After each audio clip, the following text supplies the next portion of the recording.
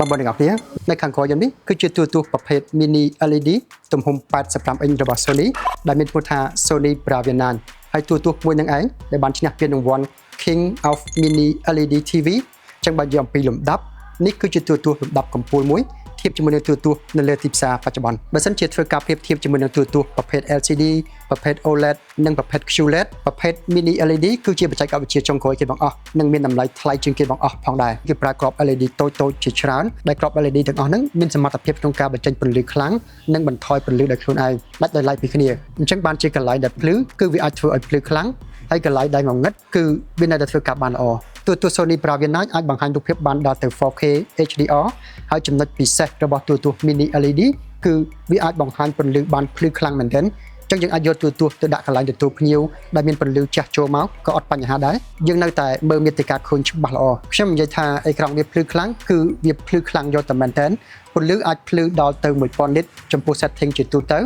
ឬក៏រើសយក setting high ពន្លឺអាចភ្លឺចន្លោះពី 2000 ទៅ 3000 nit អញ្ចឹងមើលវីដេអូឬក៏មាតិកា HDR ពិតជាភ្លឺច្បាស់ល្អតែជាក់ភ្នែកចំពោះពណ៌ដែលបង្ហាញលើអេក្រង់យើងអាចរើសយក picture profile ផ្សេងៗគ្នាបានតាមការចូលចិត្តរបស់យើងបាន picture profile នីមួយៗផ្ដល់ពណ៌ផ្សេងៗគ្នានិងពន្លឺផ្សេងៗគ្នាខ្ញុំរើសយក cinematic វាផ្ដល់ពន្លឺមិនសូវខ្លាំងនិងផ្ដល់ dynamic range យ៉ាងខ្ពស់ឬក៏យើងអាចឆ្លាស់ទៅ picture profile professional ដែលផ្ដល់ពណ៌ត្រឹមត្រូវនិងស្រស់ល្អនិយាយអំពីបច្ចេកវិទ្យាដែលជួយឲ្យទូរទស្សន៍បង្ហាញរូបភាពបានច្បាស់គឺមានច្រើនទីមួយគឺ XR Trailer Menu Pro ដែលវាធ្វើការដូចជា AI អញ្ចឹងវាសម្គាល់ពណ៌របស់វីដេអូនិងបំពេញបន្ថែមពណ៌ដែលខ្វះខាតធ្វើឲ្យវីដេអូបង្ហាញពណ៌បានស្រស់ល្អ XR Motion Clarity គឺជាបច្ចេកវិទ្យាគណនាបង្កើន frame វីដេអូឲ្យមើលទៅ smooth ល្អ XR Clear Image គឺជាបច្ចេកវិទ្យាគណនាបង្កើនគុណភាពវីដេអូឲ្យច្បាស់ដូចជា 4K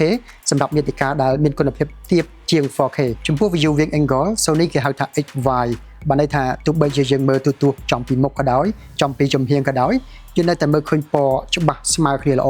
មិនឆ្លាស់ពណ៌ទេបូកនឹងមុខងារ X Anti Reflection ទូរទស្សន៍អាចកាត់បន្ថយចំណាំងផ្លាតពីជ្រុងផ្សេងៗបានយ៉ាងល្អសម្រាប់ទូរទស្សន៍ Sony Bravia 9គេមាន slogan មួយថានាំយកបទពិសោធន៍រោងកុនមកដាក់ផ្ទះយើងជាមួយនឹងគុណភាពរូបភាពច្បាស់ត្រជាក់ភ្នែកបូកនឹងប្រព័ន្ធសំឡេង immersive ដែលប្រគំប្រដេញគ្នាជុំវិញយើងបើនិយាយអំពីបទពិសោធន៍ក្នុងវិស័យគុនបងប្អូនក៏ធ្លាប់ដឹងហើយថា Sony គឺជាក្រុមហ៊ុនផលិតកាមេរ៉ាផលិតឧបករណ៍ថតសំឡេងហើយ Sony ក៏ជាផលិតកម្មផលិតភាពយន្ត Hollywood ផងដែរតាមរយៈបទពិសោធន៍យូរឆ្នាំក៏ដូចជាកិច្ចសហការជាមួយនឹង studio ធំៗដូចជាពី Dolby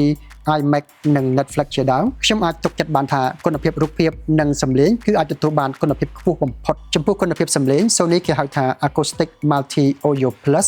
ហើយសម្រាប់ Sony Bravia 9នេះគឺពិសេសត្រង់ថាគេយកបច្ចេកវិទ្យា Up Firing Beam Filter នៅលើ soundbar មកដាក់លើទូរទស្សន៍នេះជាលើកដំបូងដែលសំឡេងវាបាញ់ចេញពី frame ចំហៀងនិងផ្នែកខាងលើនៃអេក្រង់វាលើកបានខ្លាំងវាលើកបានធ្ងន់និងមានច្រើន layer ឧទាហរណ៍ដូចជាមើលរឿងវាយគ្នាសំឡេងវាខ្ទរដេញបន្តកន្ទុយគ្នាហើយសូម្បីតែ ambient ក៏យើងឮច្បាស់ដែរអញ្ចឹងបើនិយាយអំពីអារម្មណ៍នៅពេលដែលគុណភាពវីដេអូ 4K HDR ឬច្បាស់ត្រជាក់ភ្នែកបូកនឹងគុណភាពសំឡេង immersive បដិញគ្នាពេញបន្ទប់ទៀតយក Bravia 9ទៅដាក់កន្លែងណាក៏អាចបង្កើតជារោងកុននៅទីនេះបានដែរ My father gave me this car when I turned 18. It's been my good luck charm ever since.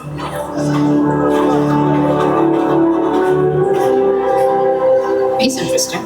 អូខេបងប្អូនទាំងអស់គ្នាខ្ញុំបង្ហាញបានច្រើនហើយតែជឿជាក់ថាបង្ហាញមិនទាន់អស់ទេបងប្អូនដែលចាប់អារម្មណ៍អាចមកតេស្តផ្ទាល់នៅហាងជាដៃគូរបស់ Sony បានតេស្តផ្ទាល់ទទួលអារម្មណ៍ផ្ទាល់ខ្ញុំជឿថាមិនខកបំណងទេបងប្អូនយល់យ៉ាងម៉េចដែរចំពោះ Sony Bravia 9មួយនេះសម្រាប់ខ្ញុំនេះគឺជាទូរទស្សន៍លំដាប់កំពូលមួយដែលអាចបង្កើតជារោងកុនពិតៗនៅផ្ទះមួយបានសូមអរគុណដែលបន្តមើលវីដេអូពីដើមដល់ចប់